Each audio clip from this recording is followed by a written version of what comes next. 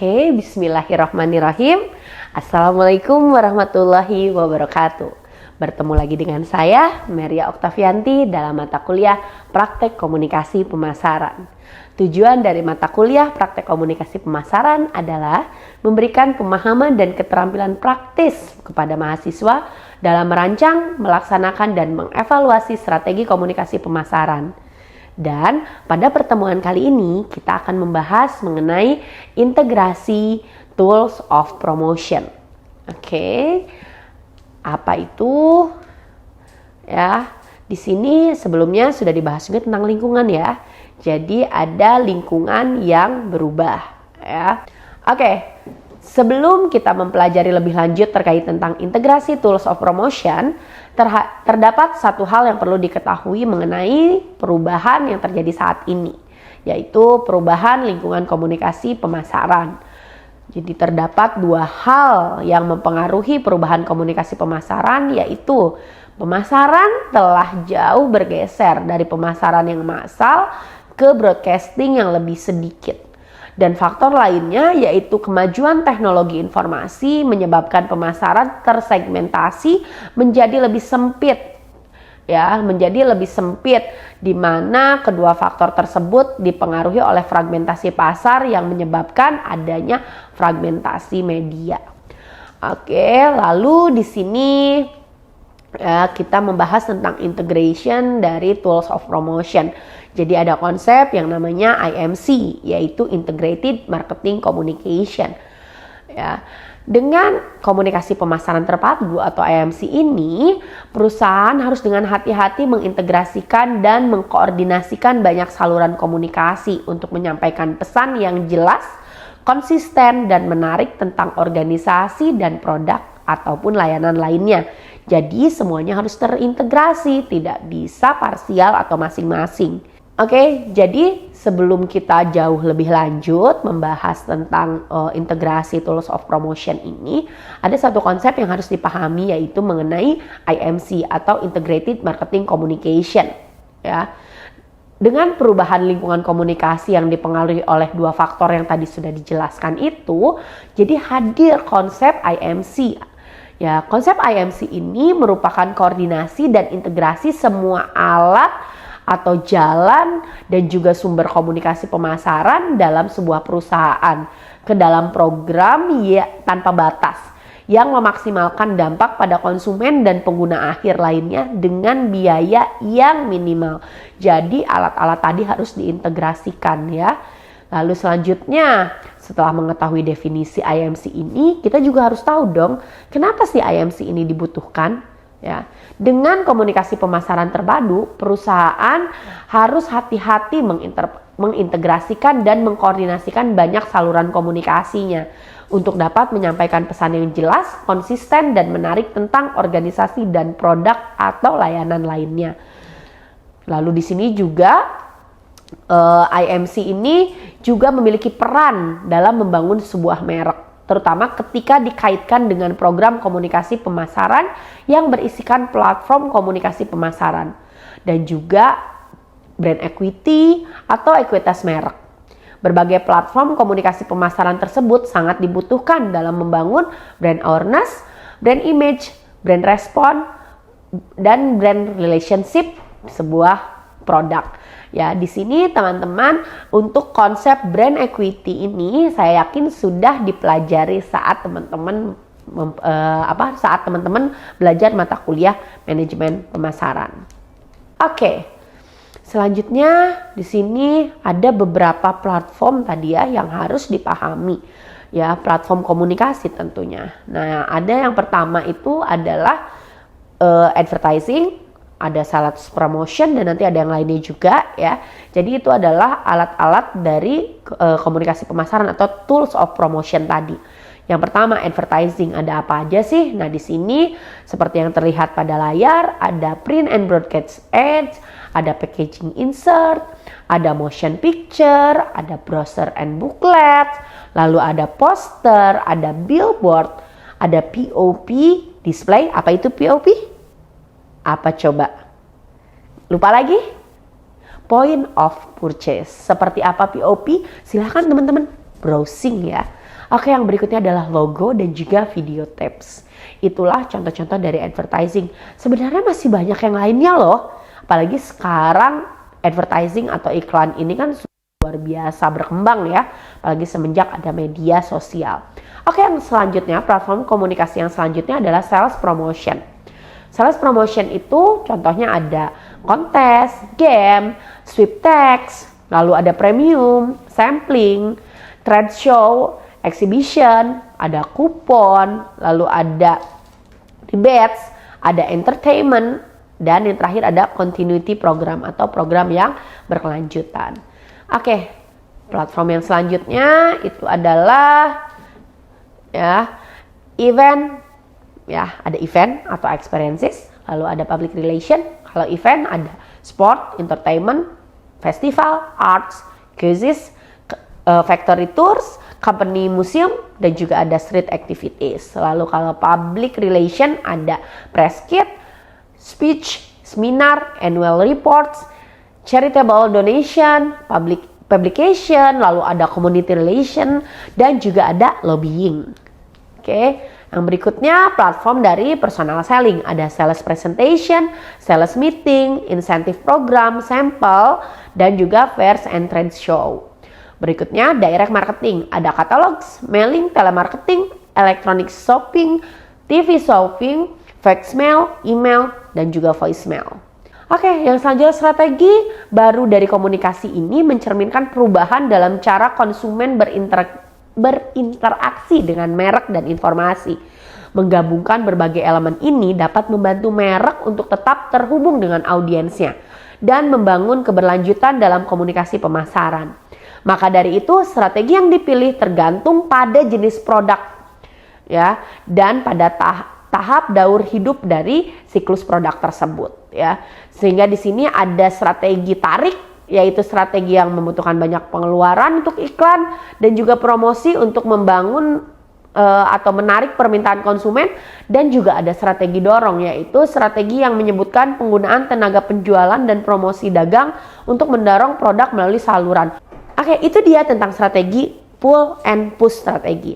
Oke, yang selanjutnya adalah proses dari integrated marketing communication. Ada 3 proses, yaitu yang pertama selective attention, yang kedua selective distortion, yang ketiga selective relation. Apa itu? Oke, kita bahas satu persatu ya teman-teman ya. Pertama, selective attention atau seleksi perhatian. Ini merujuk pada kemampuan konsumen untuk memilih dan memberikan perhatian kepada informasi tertentu dari berbagai stimuli pemasaran. Dalam tahap ini, konsumen secara sadar atau tidak sadar memilih fokus pada pesan atau informasi yang dianggap relevan atau menarik. Oke, yang kedua, proses yang berikutnya adalah seleksi distorsi atau selective distortion. Tahap ini terkait dengan cara konsumen mengolah atau mengubah informasi yang diterima agar sesuai dengan persepsi atau keyakinan mereka yang sudah ada.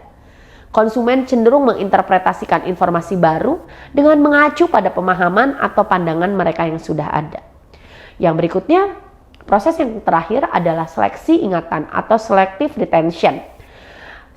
Proses ini adalah mencerminkan kemampuan konsumen untuk menyimpan dan mengingat informasi tertentu dari pesan pemasaran. Biasanya, konsumen lebih cenderung mengingat informasi yang sesuai dengan kebutuhan, nilai, dan pengalaman sebelumnya. Nah, di sini ada langkah-langkah pengembangan IMC. Ada berapa tuh? 1, 2, 3, 4, 5, 6, 7. Ada 7. Yang pertama, identify target audience, yaitu mengidentifikasi siapa target audience kita. Yang berikutnya adalah determine objective. Jadi kita harus menentukan tujuan dari kegiatan komunikasi pemasaran kita. Yang ketiga adalah design communication. Kita harus merancang, mendesain strategi komunikasi kita. Yang berikutnya select channel atau memilih dan memilah saluran komunikasi mana yang mau kita gunakan atau kita pakai. Lalu yang berikutnya adalah establish budget. Ya, berapa sih anggaran yang dibutuhkan? Kita harus bisa membuat rencana anggaran yang tepat.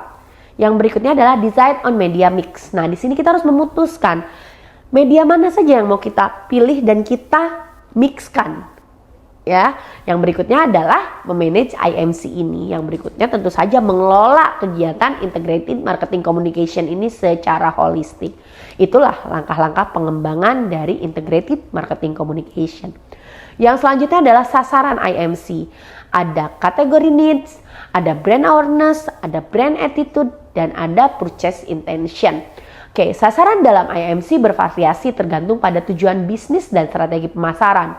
Mereka haruslah spesifik, terukur, realistik, relevan, dan terbatas waktunya atau sesuai dengan kriteria SMART. S-M-A-R-T. Ya, ingat kan? Oke, kalau nggak ingat, baca lagi ya. Nah, SMART ini bisa digunakan untuk memastikan bahwa upaya komunikasi yang sudah dilakukan berkontribusi secara efektif terhadap pencapaian tujuan yang diinginkan. Oke, yang selanjutnya itu adalah bagaimana merancang strategi IMC. Ya, merancang IMC ini bagaimana sih? Jadi yang pertama itu adalah strategi pesannya bagaimana. Ya, atau message strateginya. Yang berikutnya masuk ke kreatif strategi. Yang berikutnya masuk ke message source atau pesan apa saja sih, ya. Sumber-sumbernya dari mana pesan itu. Lalu personal communication channel, lalu yang berikutnya adalah non-personal communication channel, dan yang terakhir adalah integration. Semua harus diintegrasikan. Bagaimana detailnya? Ini tidak akan dibahas saat ini, teman-teman. Kenapa? Karena ini perlu pembahasan poin-poin ini satu persatu secara mendalam. Jadi ini kita bahas secara umum aja dulu ya. Jadi menerapkan IMC membutuhkan kerjasama lintas departemen dan saluran komunikasi yang terintegrasi untuk dapat menyampaikan pesan yang konsisten kepada audiens target. Dengan perencanaan yang matang dan evaluasi yang cermat, IMC dapat menjadi alat yang kuat dalam memperkuat posisi merek dan mencapai tujuan pemasaran yang diinginkan. Oke, yang berikutnya adalah setelah kita tahu bagaimana prosesnya, kita juga harus menata bauran dari promosi atau kegiatan komunikasi pemasaran ini, atau yang dikenal dengan bauran komunikasi pemasaran, di mana di dalamnya melibatkan pengelolaan kombinasi elemen promosi yang digunakan untuk mencapai tujuan pemasaran. Bauran promosi terdiri dari 4 elemen utama yang sudah dibahas di awal pertemuan mata kuliah ini ya, yaitu ada product, price, place, and promotion. Di antara 4 elemen ini terdapat elemen promotion, yaitu merupakan fokus utama dalam bauran strategi komunikasi pemasaran, yang kalau teman-teman ingat itu sudah berubah menjadi 4C, di mana promotion ini sudah berarti communication, yang artinya adalah saling timbal balik ya, tidak satu arah. Nah, di sini ada 5 tools of promotion yang primer, yang utama ya, karena banyak yang lainnya lagi. Tapi tidak akan dibahas di sini, kita bahas yang 5 saja. Jadi ada advertising, ada personal selling, sales promotion, public relation, dan direct marketing. Menata bauran promosi memerlukan pemahaman mendalam tentang pasar, audiens, dan saluran komunikasi yang digunakan. Dengan perencanaan yang baik dan evaluasi yang terus-menerus, teman-teman dapat mengoptimalkan strategi promosi teman-teman nanti ya untuk mencapai tujuan pemasaran yang diinginkan. Nah, tadi kan sudah ada 5 ya tools of promotion yang primer, yang utama. Kita akan coba membahas karakteristik dari masing-masing tools of promotion tersebut. Yang pertama, advertising. Di situ ada karakteristik ya yang dimiliki oleh advertising, yaitu pervasiveness atau keluasan.